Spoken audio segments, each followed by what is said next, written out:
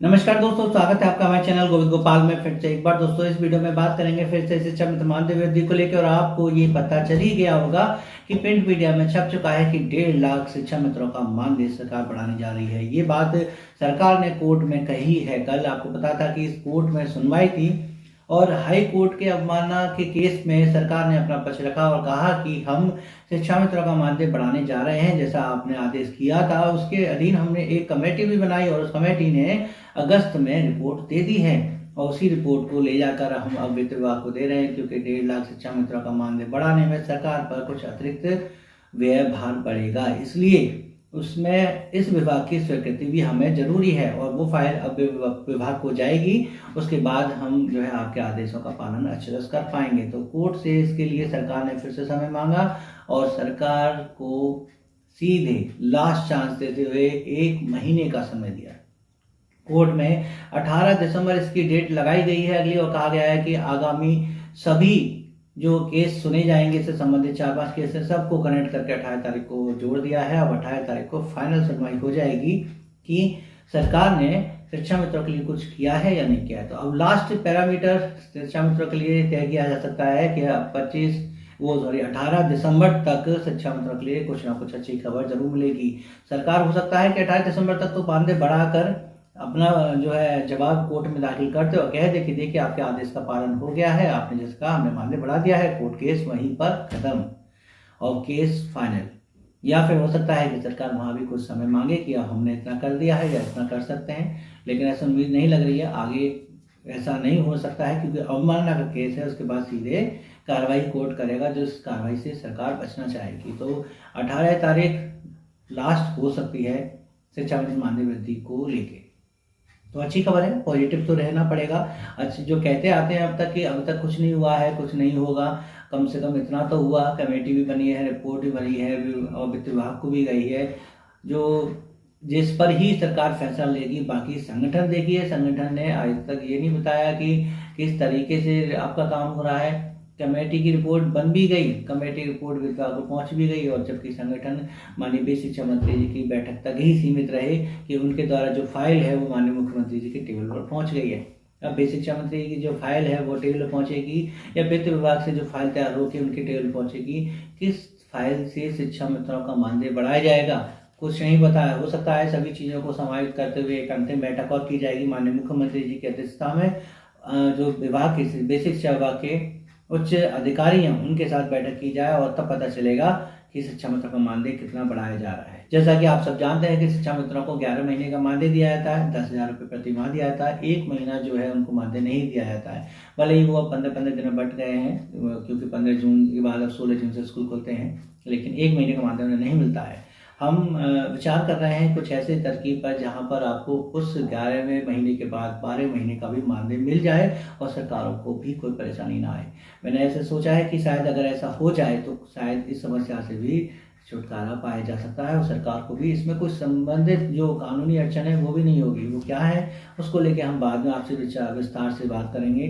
हम कोशिश करेंगे शिक्षा मित्र संगठन के पदाधिकारियों से बातें करने की कि अगर ये बात माननीय मुख्यमंत्री तक पहुंचाई जाए या इस पर और सभी लोग बैठ के बातें करें तो शिक्षा मित्रों की जो एक बड़ी समस्या है कि आखिर 12वें महीने पर वो क्या खाएंगे, क्या पहनेंगे, क्या जो घर की जरूरतों को पूरा करेंगे, उस 12वें महीने का मानदेय कैसे मिले, उस चीज़ को लेके हम आगे कभी इस वीडियो में बात करेंगे। और हमें निश्चित है थोड़ा समय ये लगता है कि अगर ऐसा हो सकता है तो शिक्षा मित्रों की ये समस्या का भी समाधान हो जाएगा, क्योंकि उसमें शिक्षा मित्र का भी फायदा है, सरकार का भी फायदा है, दोनों का ही फायदा है। क्या है वो चीज़ अभी जो हमारे पदाधिकारियों से बात हो जाने दीजिए, फिर डिटेल से हम अपनी ही वीडियो में आपको बताएंगे। हमारे इसलिए हमारे चैनल को जो है सब्सक्राइब करके जरूर रखिएगा और वीडियोस को लाइक कर दीजिए, क्योंकि ये अच्छी खबर है कि आपका मानदेय बढ़ने जा रहा है। बाकी बेसिक शिक्षा से जुड़ी कुछ और भी अपडेट हम बता दें तो हम आपको बता दें कि परिषद विद्यालय में पढ़ने वाले बच्चों का रिजल्ट भी अब ऑनलाइन देखा जा सकेगा, जैसे हाई स्कूल और इंटर के बच्चों का देखा जाता है। और जो विद्यालय में परीक्षा होंगी, 2 सत्र परीक्षाएं होंगी, एक हाफली होगी, एक एनुअल होगी, इन सभी के नंबर पोर्टल पर चढ़ाए जाएंगे। प्रेरणा पोर्टल पर इनके नंबर चढ़ाएंगे, जिसमें बच्चे का नाम, जन्मतिथि और विभाग का नाम सब डिटेल होगी, साथ ही साथ मार्क्स भी होंगे। और इसको लास्ट में जब फाइनल हो जाएगा, रिजल्ट रिपोर्ट कार्ड तैयार हो जाएगा, तो कोई भी अभिभावक इसको ऑनलाइन देख सकता है। ये एक बड़ा परिवर्तन होगा विद्यालय में। और ये भी जानने के लिए हम थोड़ा सा उत्सुक रहेंगे कि यदि अभिभावक बच्चे का रिजल्ट कार्ड देखता है और उसकी वास्तविक स्थिति थोड़ी सी अलग पाई जाती है तो क्या वो इसकी शिकायत विद्यालय में करेगा।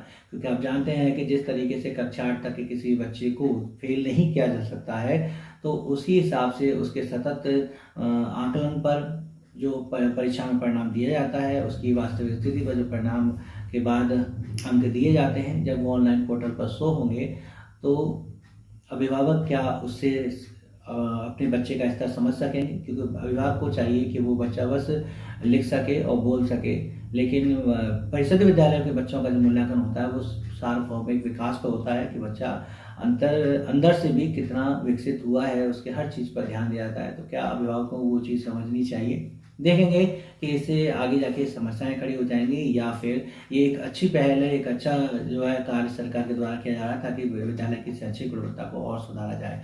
आप अपने विचार नीचे कमेंट करके जरूर लिखिएगा और बताइएगा कि इससे आगे आने वाली क्या क्या समस्याएं हो सकती हैं और क्या क्या इसके लाभ हो सकते हैं। विचार कीजिए, नीचे लिखिएगा।